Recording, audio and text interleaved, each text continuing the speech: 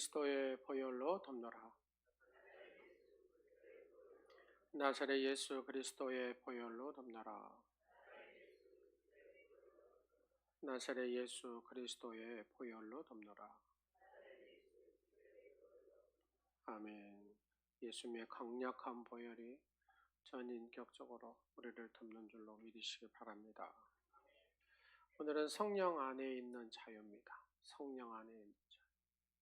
자, 옆 사람한테 이렇게 인사해서 참 좋으시겠습니다. 자유를 얻어서. 네. 사도 바울이 일체의 비결을 알았노라 그러잖아요. 일체의 비결. 네. 사도 바울을 붙잡을 세상에 어떤 것이 아무것도 없다 그 말입니다. 그래서 고난도 고통도 아픔도 이 사도 바울을 잡을 수가 없어요. 왜요? 예수 안에서 성령 안에서 참 자유함을 얻었기 때문에. 여러분에게도 오늘 이 시간에 그 은혜가 임하기를 간절히 축원합니다. 그래서 우리는 자유를 늘 얘기합니다. 정치적으로 자유를 얻기 위해서 망명도 하고 나라도 바꾸고 막 그러잖아요. 나는 경제적인 자유를 누리고 싶구나. 뭐 이렇게 생각하시면 되실 것이고, 어떤 분은 감정의 자유를 누리고 싶구나. 어떤 분은 관계의 자유, 그리고 영적 자유까지 수많은 사람들은 이 자유를 갈망을 합니다. 하지만 오늘 말씀을 여는 사도 바울은 로마서 8장에서 이렇게 얘기합니다. 오직 성령 안에서의 자유만이 진짜 자유라고. 그래서 사도 바울이 바로 이 성령 안에서 자기가 자유를 느껴보니까 이게 진짜 자유구나 이거를 경험한 거잖아요. 그래서 일체의 비결에 대한 얘기도 하고 그가 자유에 대한 얘기도 이렇게 할 수 있었다라는 얘기입니다. 사도 바울이 느낀 이 진정한 자유, 바로 예수 그리스도를 내 구세주로 영접하고 성령님을 모시고 사는 저와 여러분도 동일하게 이 영적 경험들이 있기를 간절히 축원합니다. 세상은 욕망을 자유라고 부르지만 그 끝은 사망입니다. 반대로 성령은 자유를 얘기하는데 그 성령의 자유는 생명과 평안으로 이끕니다. 그래서 로마서 8장을 성령장이라 이렇게 얘기하고 구원의 핵심을 폭발적으로 드러내는 장이 바로 로마서 8장에 대한 얘기입니다. 이제 이 말씀을 속으로 깊이 들어가면서 정죄에서, 이 죄에서 자유하고 바로 이 죄를 내가 자유함을 누릴 수 있는 것, 자기 중심에서 자유한 사람, 이게 무엇인가를 오늘 말씀을 통해서 살펴보려고 합니다. 조금 우리가 이제 제가 설교를 성경 중심으로 이렇게 풀다 보면 딱딱할 수도 있어요. 근데 여러분 집중하면 진짜 재미가 있습니다.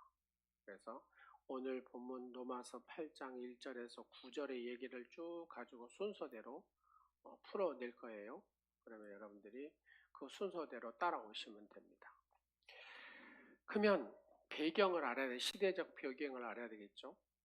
로마서는 바울이 3차 전도, 또 바울이 1차 전도 여행, 2차 전도 여행 하잖아요. 바로 이 3차 전도 여행 말기 AD 약 57년경에 이 고린도에서 기록한 책이 로마서입니다.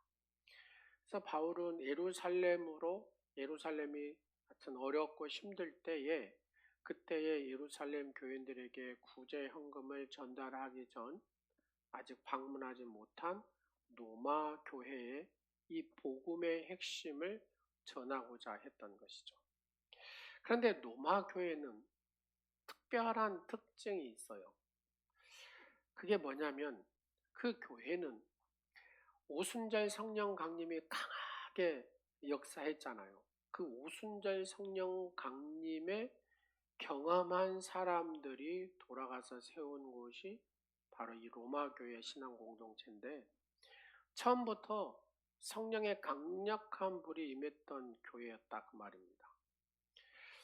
그러나 시간이 지나면서 그 안에 심각한 영적인 서로의 긴장이 생겨났는데, 그게 뭐냐? 두 가지인데, 하나는 유대인들하고 이방인들의 예수 그리스도를 영접한 사람들이 바로 이 로마 교회를 섬기게 됐다 그 말입니다.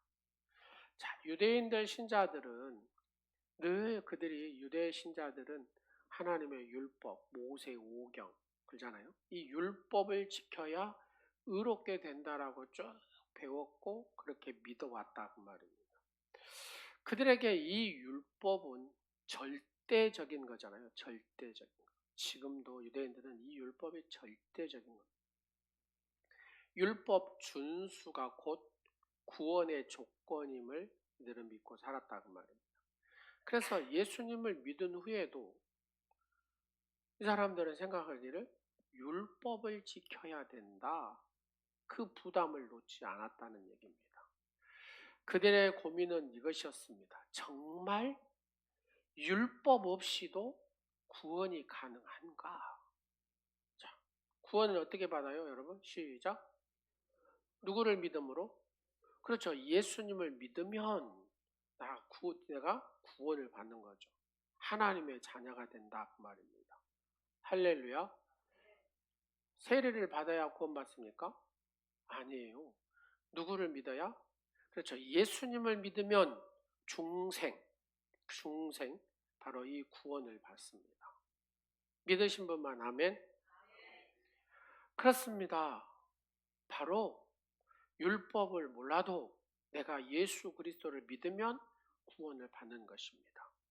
이 질문은 교회 전체에 이렇게 무거운 그림자로 드리워졌다 그 말입니다. 두 번째로 이방 성도들이 예수님을 영접하고 이 율법에 대해서 이제 이해하는 부분이죠. 이방의 성도들은 복음을 듣고 나서 자유라는 단어에 한마디로 매료가 됐다 그 말입니다. 자유. 나 자유 얻었네, 너 자유 얻었네. 근데 이 자유를 오해를 하니까 이상하게 이 신앙이 바뀌는 거예요.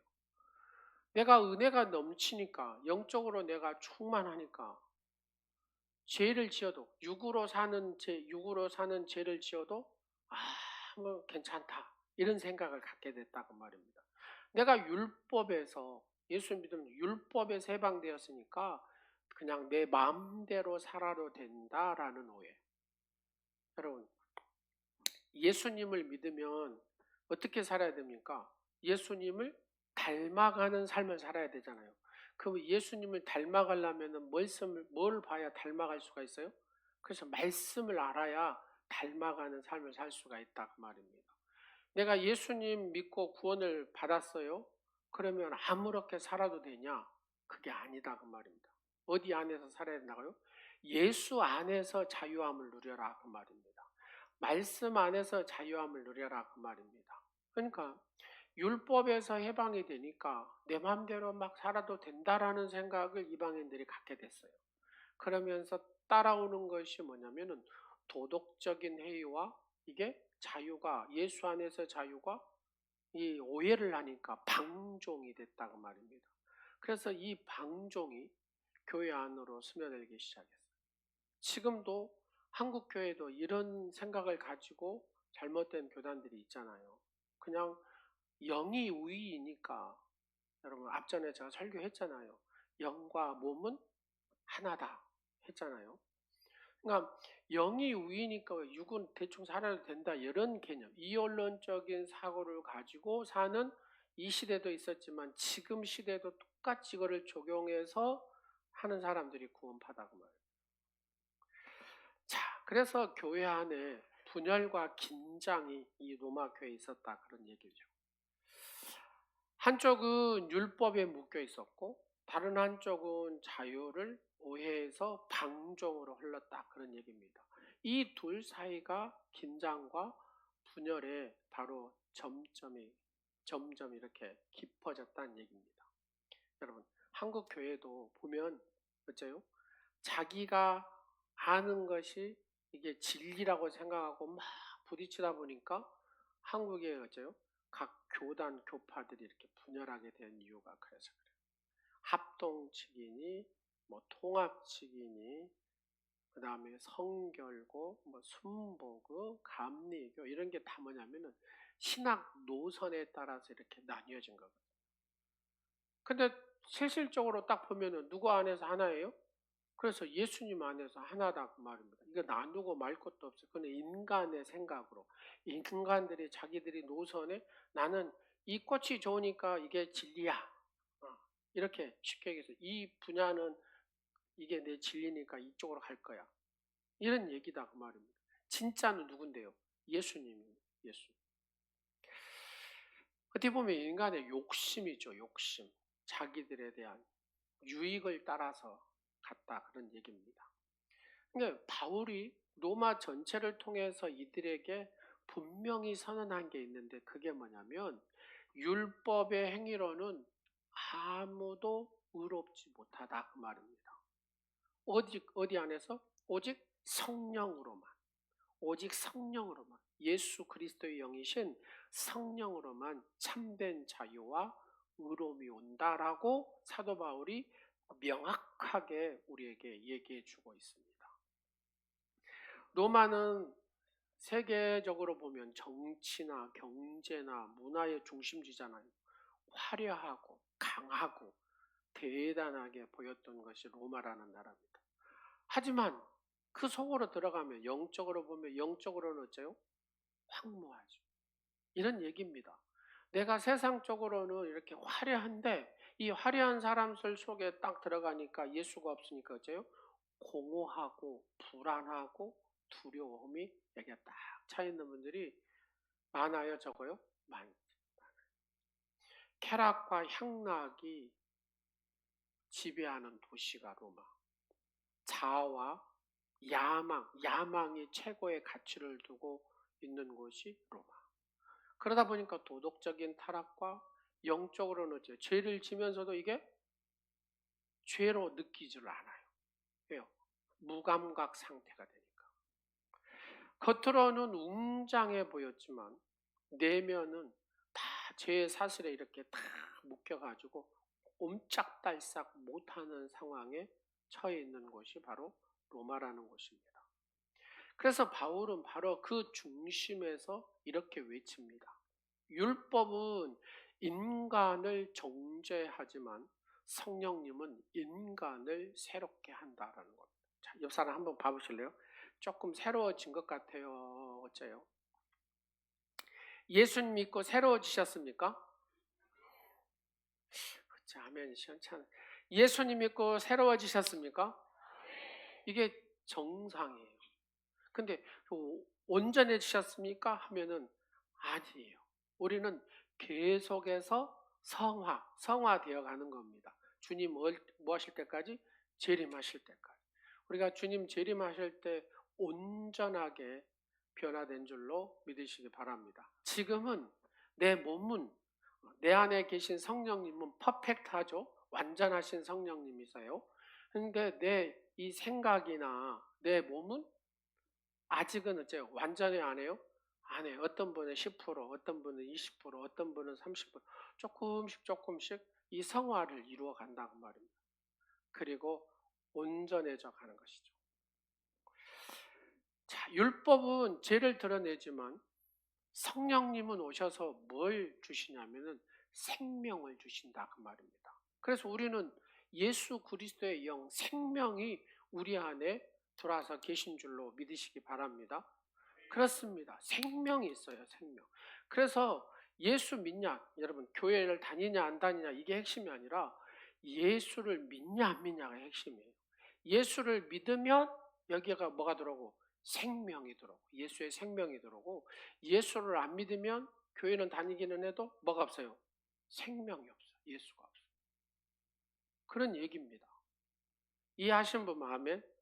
그래서 성령님은 우리에게 뭘 주신다? 생명을 주신다. 그런 얘기입니다. 율법은 외적인 규범, 법이라면 성령은 내 내면을 변화시키는 거예요. 성령님이 내 안에 오시면은 어떤 일이 벌어져요? 예, 자, 옆 사람 예뻐 보여요? 미워 보여요?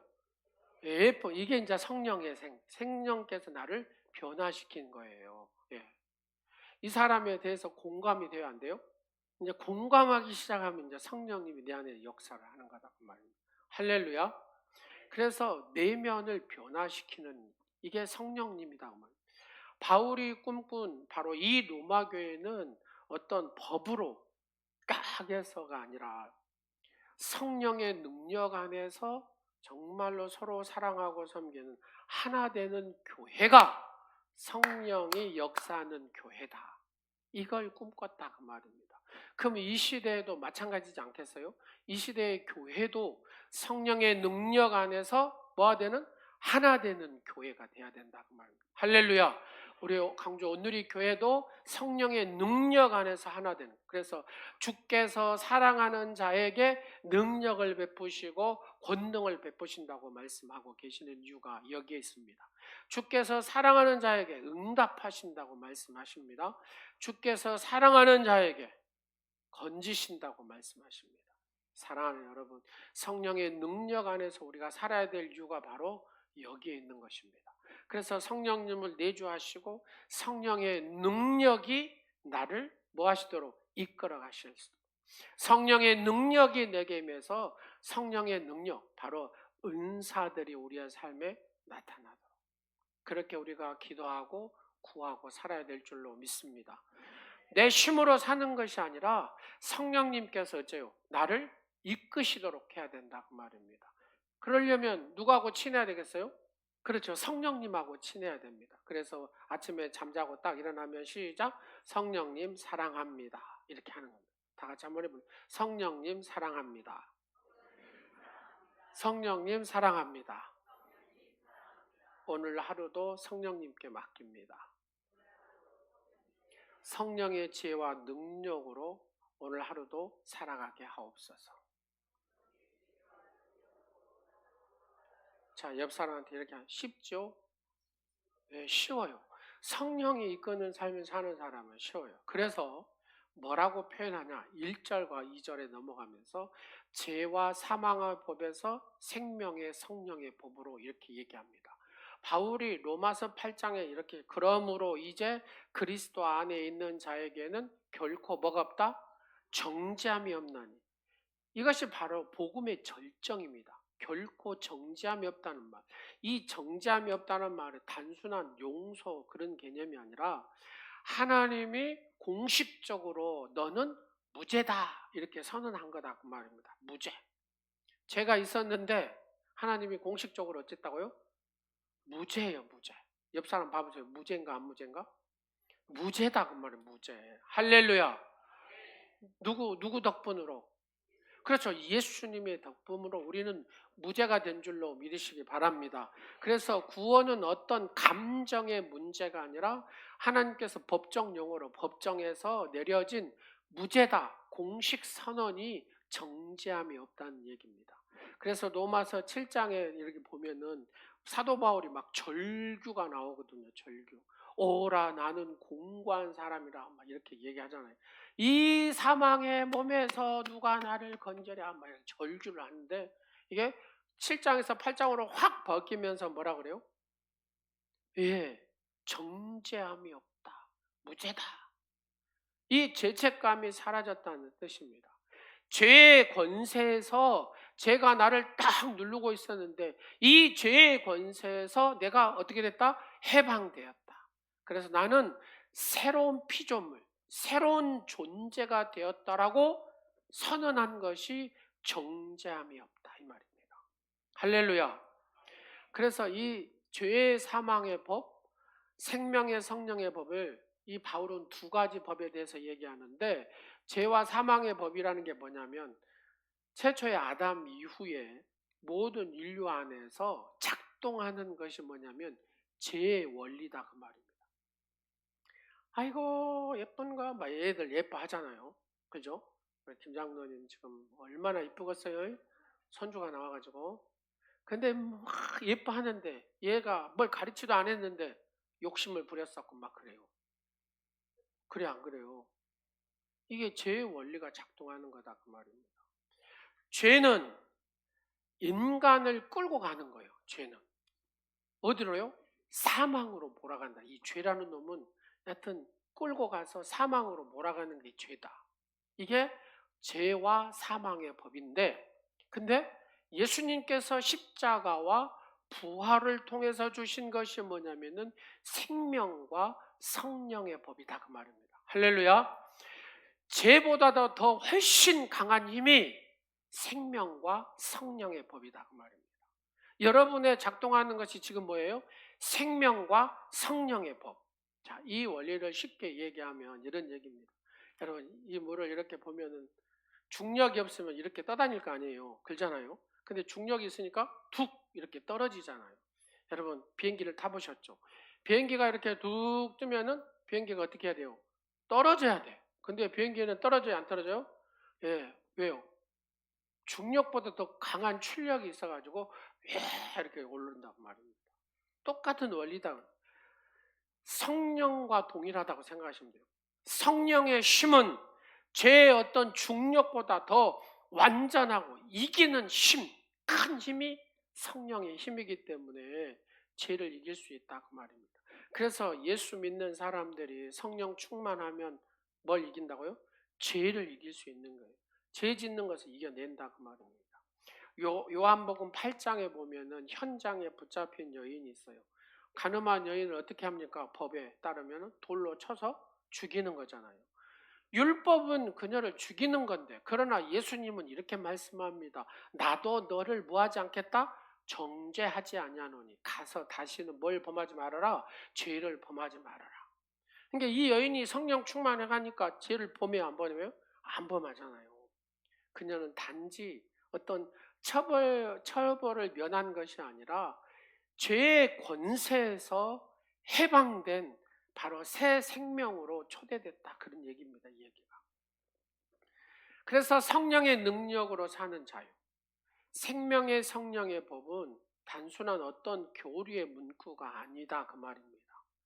죄책에서 자유하고 사망의 두려움을 부숴버리고 율법의 부담에서 벗어나게 하는 성령 안에서의 사람은 어떤 것을 내가 성령 안에서 해야 된다가 아니라 내가 성령 안에 사는 사람은 성령님께서 모시고 사는 사람은 하고 싶다. 하고 싶다. 성령이 기뻐하시는 것을 하고 싶다. 여러분 헌금하실 때도 이렇게 하고 합니까? 아니면 하고 싶어서 하십니까? 똑바로 하세요. 감동이 와가지고 하고 싶어서 하세요. 해야 되니까 합니까? 하고 싶어서 하잖아. 하고 싶어서. 할렐루야. 성령의 사람은 여기 감동이 와서 하고 싶어서 하는 거예요. 하고 싶어서. 막 사랑하고 싶어서 사랑을 하는 거예요. 성도들을 사랑하고 싶어. 섬기고 싶어서 막 하고 싶은 거예요. 보면. 할렐루야. 성령의 사람은 그냥 하고 싶어서 하는 거예요. 왜요? 성령님께서 기뻐하시니까.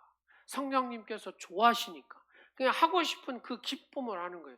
이 사람이 진짜 참 자유를 아는 사람. 참 자유가 무엇인지를 아는 사람이다. 성령 안에서.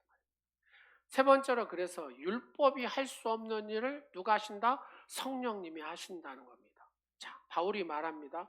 율법으로 할 수 없는 그것을 누가 하신다 그래요?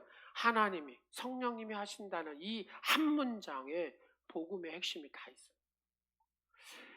율법은 마치 이런 겁니다. 의사가 딱 보고 이 사람이 무슨 병에 걸렸습니다 하고 진단서를 쓰는 거와 똑같은 게 율법이라고 생각하시면 돼요. 병을 드러낼 수는 있어요. 무슨 병이라는 걸 아는데 근데 이 진단서 갖고 병을 고칩니까? 고칠 수 없어요.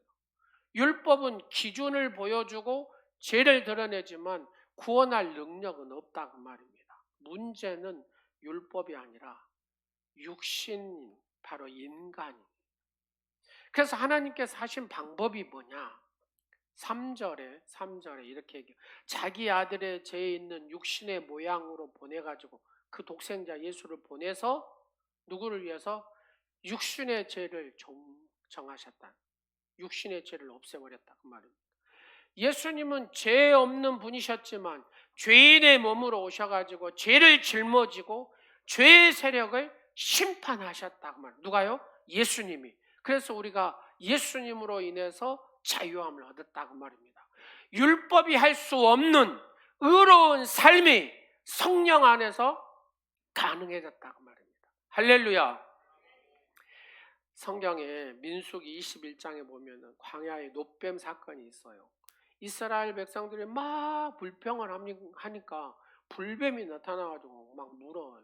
그러니까 사람들이 막 죽어갑니다. 그래서 막 모세가 기도하니까 하나님께서 모세에 뭐라 합니까?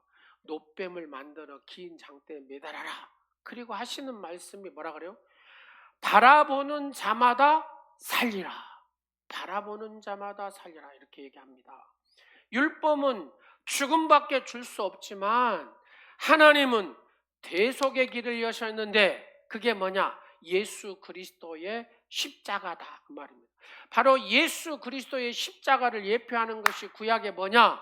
바로 이 롯뱀 사건이다 그 말입니다. 십자가를 바라보는 사람은 자유함을 얻는다 그 말입니다. 할렐루야. 그래서 육신을 따르는 삶하고 성령에 따르는 삶에 대해서 이어집니다. 바울은 인간의 삶을 둘로 구분을 합니다. 육신을 따르는 삶, 성령에 따르는 삶을 선언하는데 육신의 생각은 딱 결론을 줬어요. 육신의 생각은 사망이고 성령의 생각은 생명과 평안이다. 그러면 이 육신의 생각이라는 게 뭐냐? 그러면 쾌락적 어떤 단순한 쾌락을 추구하는 삶을 육신의 삶이다. 그게 아닙니다. 육신의 생각이 뭐냐? 하나님이 없이 살려는 마음의 방향이에요. 내 마음에 하나님을 안 두어. 그 다음에 자기가 중심이 되는 거예요.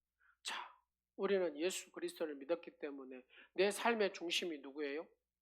성령님, 예수님이다 그 말입니다. 근데 하나님을 내 이 삶의 중심에 안 두는 거예요. 이걸 육신의 생각을 그래서 이거를 사도 바울이 정의를 합니다. 뭐라고요? 하나님과 원수된 상태. 자, 옆 사람한테 여러분 하나님과 원수되면 잘 되겠어요? 안 되겠어요? 시작. 잘 될 리가 없어요. 예. 하나님과 원수된 사람이 잘 될 리가 없다니까요. 여러분, 아브라함과 롯의 차이가 뭐냐 그 말이에요. 아브라함은 그 마음의 중심에 하나님을 뒀어요. 그리고 하나님의 음성을 듣고 순종을 한 사람이에요. 근데 롯은 뭐예요? 요단들을 딱 보니까 막 물이 있고 막 이러니까 그게 좋은 땅이라고 생각합니다. 하나님의 뜻하고는 상관없이 자기의 이익의 기준으로 선택을 했습니다. 자, 여러분 한번 보세요.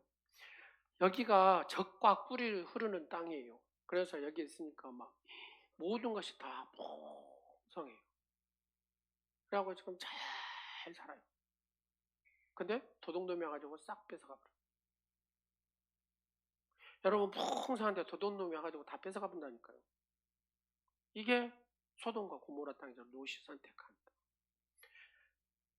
근데 아브라함은 이게 척박한 땅인데 하나님께서 아침에 이슬로 늦은 비와 그 다음에 뭐라고요? 이른 비로 비를 내리시면서 곡식들을 줘요. 그리고 저기 와도 하나님이 다 막아주세요. 하나님 중심으로 사니까 이게 하나님이 함께 하시고 하나님께서 높여주시고 하나님께서 이루어 가신다 그 말입니다. 바로 이거에 성령의 생각을 가지고 사는 사람의 삶이다. 할렐루야. 육신의 생각을 가지고 사는 사람은 그 속에 누가 없어요? 하나님이 없다는 거예요. 하나님이 없다. 사랑하는 여러분, 성령의 생각을 가지고 하나님의 뜻을 중심으로 사는 사람이 되어야 될 줄로 믿습니다. 성령은 하나님의 생각을 알게 하시고 영적 분별력을 주시고 그 다음에 순종의 능력을 주셔서 그에게 생명의 역사, 평안의 역사, 축복의 역사를 써가는 주인공으로 하나님께서 책임지신다. 할렐루야. 여러분 하나님이 책임지는 인생이 되고 싶습니까? 아니면 하나님하고 전혀 상관없는 인생이 되고 싶습니까? 그렇죠. 하나님께서 책임지시는. 그래서 왜 다윗이 그런 어마어마한 복을 받습니까? 그렇죠. 하나님과 깊은 사랑의 관계를 맺으니까 하나님께서 다윗을 어째요? 그냥 은혜를 막 폭포수처럼 쏟아 부어버린 거예요. 다윗한테. 그러면 이 시대에도 똑같지 않겠습니까? 하나님의 거룩한 마음을 가지고 하나님의 뜻을 쫓아서 행하는 삶을 내가 살아가면 누가요? 하나님께서 그 인생을 책임지시고 그의 삶을 책임지시고 그의 자녀들을 책임지신 줄로 믿으시기 바랍니다. 제가 목회를 30년 넘게 해보니까요. 그게 결론적으로 말씀대로 되는구나 이걸.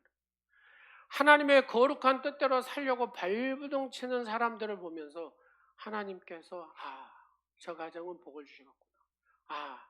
저 가정의 자녀들은 복을 주시겠구나. 그대로 돼요, 안 돼요? 그대로 된다니까. 이게 성령의 생각을 거룩한 하나님을 모시고 사는 사람의 삶이다 그 말. 자, 우리 안에는 바로 이 두 세계가 그래서 싸운다고 얘기합니다. 갈라디아서 5장 17절 다 같이 보겠습니다. 시작. 육체의 소욕은 성령을 거스리고 성령은 육체를 거스리나니 이 둘이 서로 뭐 한다고요? 싸운다 그래요. 대적함으로 너희가 원하는 것을 하지 못하게 하랴. 그러니까 하나님을 중심으로 두지 않는 육신의 생각, 하나님을 중심으로 두는 성령의 생각, 이것이 여기 안에서 싸워요, 안 싸워요? 막 싸운다 그 말입니다. 자, 개가 있어요. 두 개가 있는데 농부가 이 개를 키워요. 하나는 육신의 개를 키우고 하나는 성령의 개를 키워요. 그래서 물어봤어요. 농부님, 이 둘 중에 누가 이길까요? 하고 물어보니까 이 농부가 하는 말이 내가 더 먹이를 주는 쪽이 이깁니다. 이렇게 얘기합니다. 자, 이게 영적으로 해석을 해보면 여러분 안에 이 두 개가 있어요. 왜? 육신의 개가 있고 성령의 개가 있다 그 말입니다. 그러면 어떻게 하면 이기겠어요? 성령의 개가? 말씀이 들어가고 기도가 들어가고 예배가 들어가면 성령의 개가 육신의 개를 이긴다니까요. 이해되신 분만 하면? 근데 이 육신의 개가 어떻게 하면 성령을 이겨버려요? 시작. 세상의 정욕을 구하고, 그렇잖아요. 세상의 탐심을 구하고, 하나님의 생각이 없고, 하나님의 거룩한 뜻을 여기 안 두면 당연히 어디가 커져요? 육신의 개가 커진다 그 말입니다. 우리는 이 두 가지가 계속해서 싸우는데, 근데 우리는 성령님을 모시고 사는 사람이기 때문에 성령님의 역사하시도록 내 혼과 내 육체를 맞춰야 돼요. 이 성령의 생각에. 그래야 어째요? 힘을 낸다 말이에요. 그래서 죄도 어째요? 가라 딱 얘기하면 죄가 떠나는 거죠. 다 같이 한번 해보시죠. 나사렛 예수 이름으로 떠나가라.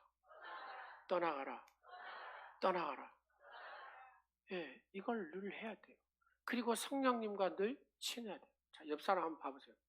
옆 사람이 기도의 사람이야. 그러면 친하면 어떻게 돼요? 시작. 기도의 사람이 되는 거야 이게. 참 보세요. 우리 정남수 권사님이 나이트의 사람이야. 나이트의 사람. 그러면 이성래 권사님 어떻게 되겠어요? 나이트의 사람이 된다니까 이게. 뭔 말인지 아시겠어요?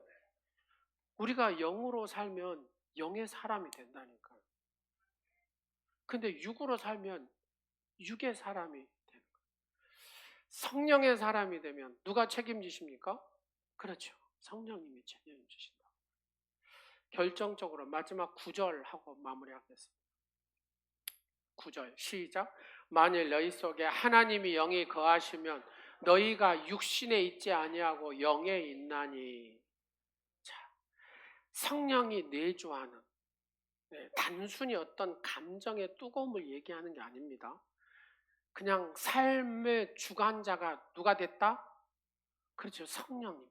내 삶을 이끌어가는 주관자, 주인이 성령님이 됐다. 그런 얘기입니다. 그러니까 성령님이 내 생각을 바꿔줘. 의지가 다스림을 받고 삶의 방향이 누구 중심으로 이동합니까? 하나님 중심으로 이동을 해요. 이걸 잘한 사람이 누구다고요? 다윗이다니까요. 이걸 잘한 사람이 누구다고요? 여러분이 돼야 된다고 말입니다. 할렐루야. 그래서 성령님과 우리는 동반자 관계가 아닙니다. 성령님과 하나 됐다는 것을 제가 연합됐다는 거거든요. 연합됐어요. 하나가 됐다고. 그러니까 하나가 됐다는 것은 나 따로 성령님 따로입니까? 아니면 성령님과 하나라는 얘기입니까? 그렇죠. 하나라는 얘기입니다. 같이 가는 존재가 아니라 그냥 같이 이렇게 하나가 되는 관계. 그래서 내 삶의 왕이 누구시다? 그래서 성령님이시다. 그 말이에요. 그 얘기가 오늘 핵심의 다 얘기입니다. 자, 포도나무가 있어요. 비유를 보면 포도나무가 하나님이라면 가지는 저와 여러분이잖아요. 그러면 저와 여러분은 이 나무에 붙어 있어야 돼요? 떨어져 있어야 돼요? 예, 붙어 있어야 돼요. 떨어지면 어째요? 예, 죽어요. 이렇게 딱 죽어버립니다. 예, 죽어버립니다. 떨어지는 순간 이게 죽어버려요. 이렇게 쌩쌩하지만 이게 서서히 말라 뽀닥뽀닥 죽어버려요. 그렇습니다. 영적으로 말라 비틀어지는 순간에 우리는 어째요? 여기가 불안합니다. 공허합니다. 조금만 환경이 바꿔도죠. 가슴이 벌렁벌렁하죠. 그러면서 어째요?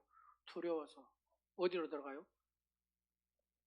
요즘에 여러분 큐틴이나 이런 걸 보면 우리의 자녀들이 어디로 들어갑니까?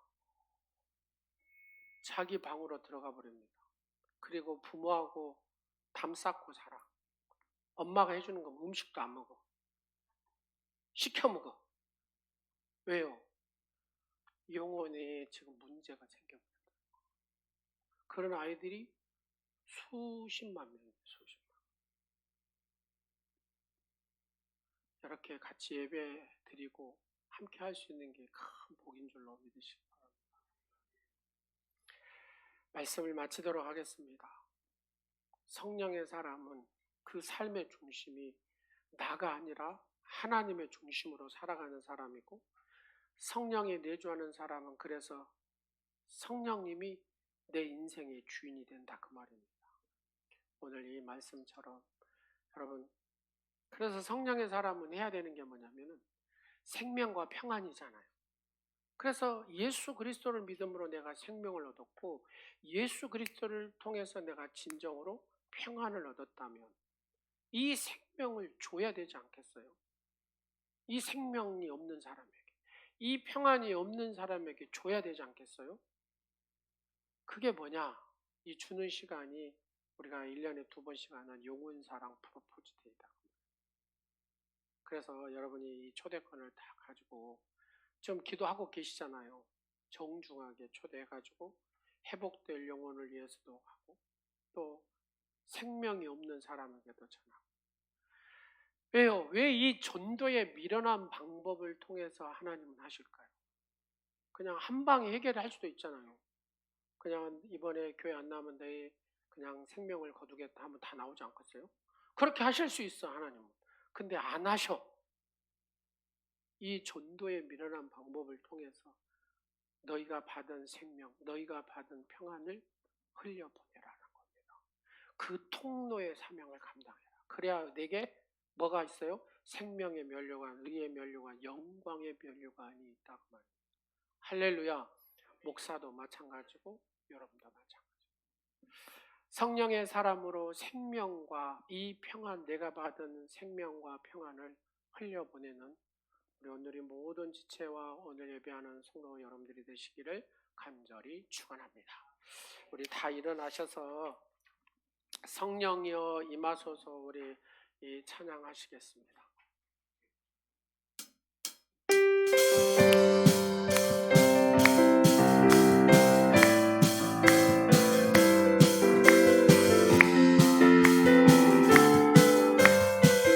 성령이여 임하소서, 성령이여 임하소서, 메마른 나의 심령 위에 주님의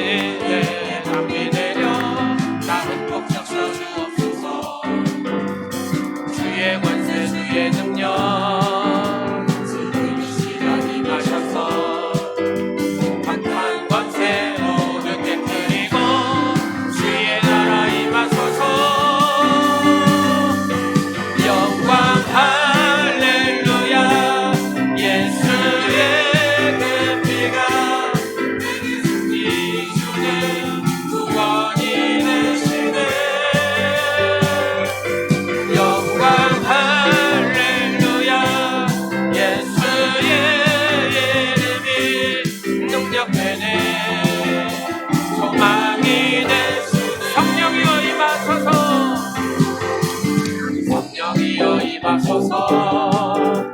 메마른 나의 중력 위에 주님의 은혜 함께 내려 나음 벅 적셔주옵소서. 주의 권세 주의 능력 지금 이 시간 임하셔서 악한 권세 모두 깨뜨리고 주님 나라 임하소서. 영광 할렐루야. 예수의 그 피가 내게 승리 주네. 구원이 되시네. 영광 할렐루야. 예수의 이름이 능력되네. 구원이 되시네.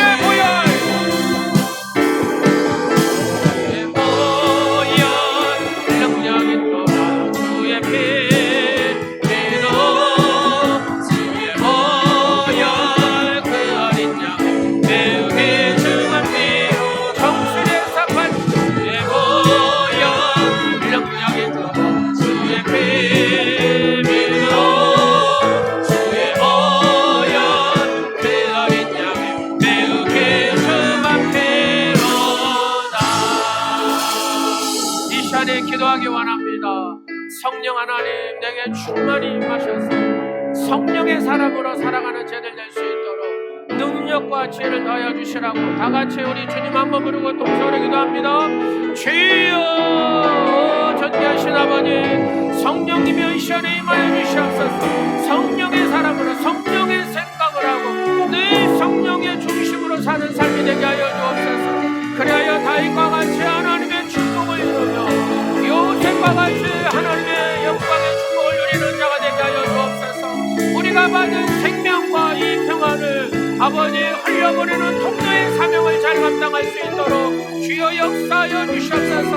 성령이여 충만하게 역사하여 주시길 원합니다. 주여 역사하여 주시옵소서. 우리의 삶 가운데 모든 하나님의 역사를 이루자옵소서. 모든 죄와 사망의 법에서 우리를 해방하신 은혜를 찬양합니다.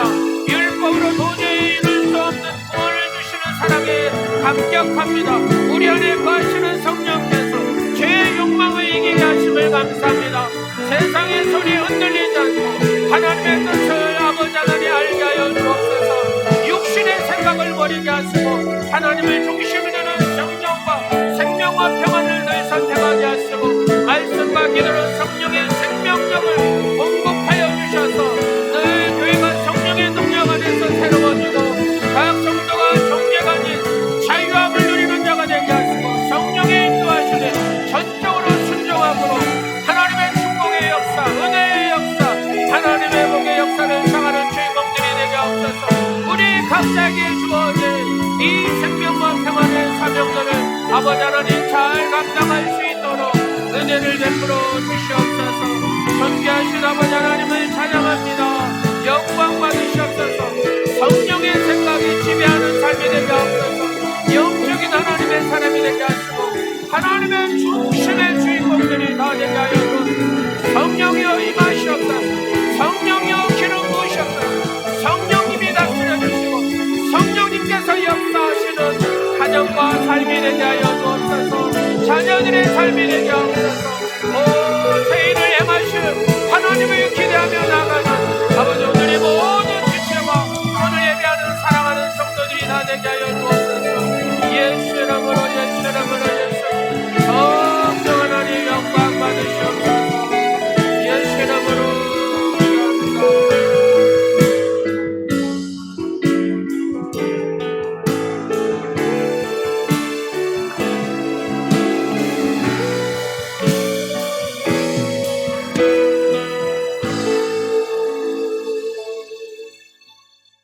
독생자 이 아들 예수의 이름으로 영광을 받으시는 하나님 아버지, 감사하는 믿음으로 하나님께 예배를 드리면서 소원하는 마음을 담은 헌금을 드리게 하심을 감사드립니다. 독생자 이 아들 예수님을 우리에게 보내셔서 우리를 구원하셨으니 우리는 그 크신 하나님의 은혜에 감사하는 예물을 드리나이다. 우리는 하나님의 아들답게 자녀답게 살아가게 하시고 지금 하나님께 드리는 귀한 헌금으로 하나님을 아버지로 믿지 않는 많은 영혼들에게 복음을 전파하는 귀한 헌금이 되도록 하나님 역사하여 주옵소서. 우리가 수입이 많다고 많이 드리고 수입이 없다고 드리지 않는 어리석은 인간이 되지 않게 하시고, 수입이 없지만 적지만 하나님께 귀한 예물을 드릴 수 있는 믿음을 주시옵소서. 하나님께서 주시기로 하면 빼앗기기도 하신 것, 빼앗으시기도 하신다는 사실을 우리가 늘 깨닫게 하시고 겸손히 하나님 앞에 드리는 삶이 되게 하옵소서. 우리의 모든 삶이 하나님 앞에 온전함으로 드려지는 삶이 되게 하셔서 하나님의 복의 역사를 써가는 주인공들이 되게 하옵소서. 한 해를 살면서 11조와 감사와 순교와 구제와 소원 예물을 드리는 사랑하는 성도들로 아버지 충만케 하시고 또 하나님의 선한 역사, 축복의 역사를 써가는 주인공들이 다 되게 하여 주옵소서.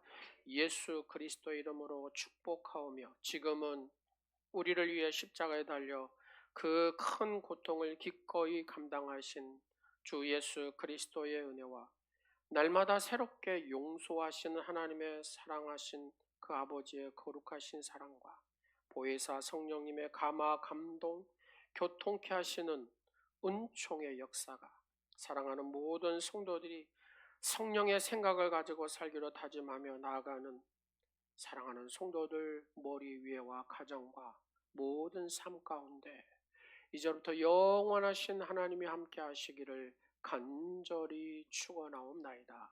아멘.